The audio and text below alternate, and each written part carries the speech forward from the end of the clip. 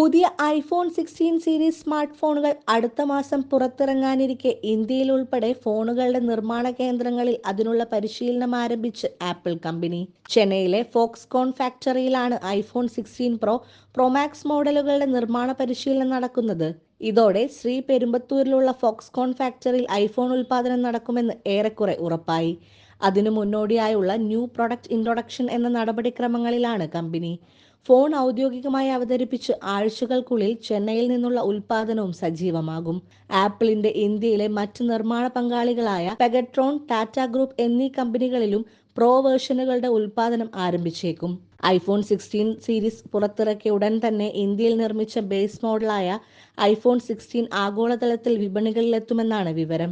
ഇതോടെ ഇന്ത്യയിൽ പുതിയ ഐഫോൺ 16 മോഡലുകളുടെ ഉൽപ്പാദനം സജീവമായാൽ ഇന്ത്യയിൽ ഐഫോൺ മോഡലുകളുടെ നിരക്കിൽ വലിയ വ്യത്യാസമുണ്ടായേക്കും.